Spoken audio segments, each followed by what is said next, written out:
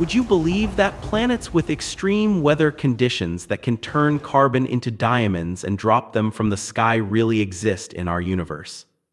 Not metaphorical diamonds, real ones.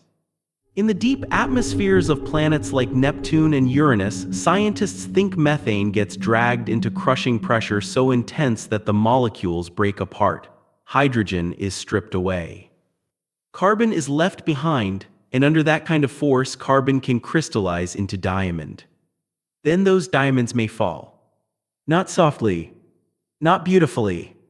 More like a planetary storm of carbon crystal, plunging through superheated darkness toward layers so dense they make Earth's geology look gentle.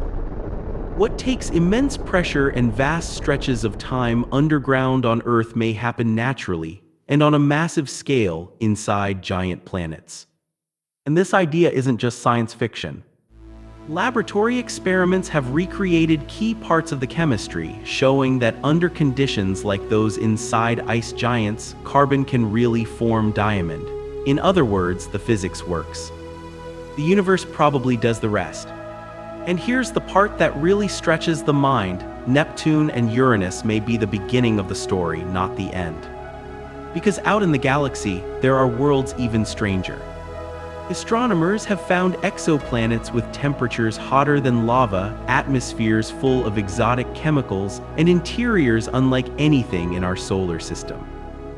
One famous example is 55 Cancri e, sometimes nicknamed the Diamond Planet. Early models suggested it could be rich in carbon, perhaps even with diamond deep inside. That specific picture is still debated, but the bigger point remains. The universe contains planets with the right ingredients for diamond formation on scales Earth can barely imagine.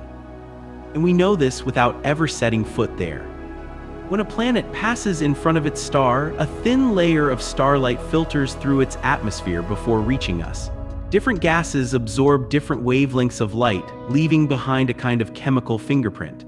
That technique, called transit spectroscopy, lets us study the air of worlds light years away.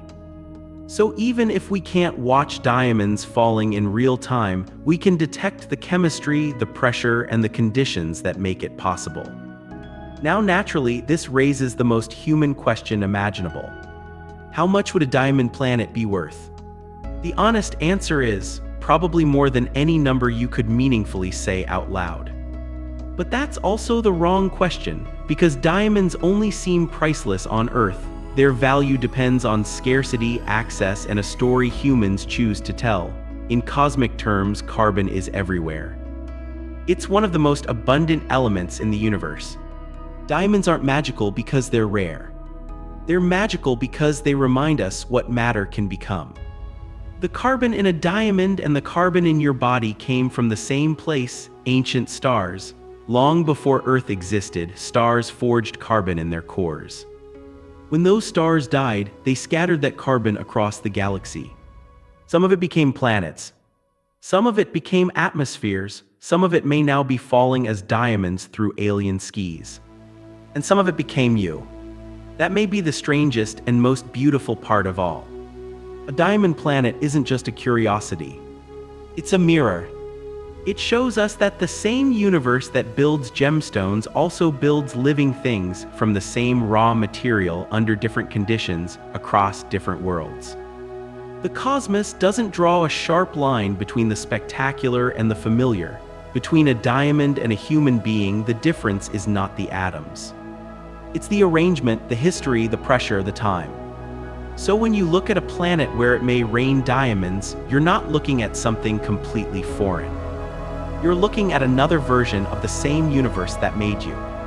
If this blew your mind, subscribe. I make the universe feel personal because it is.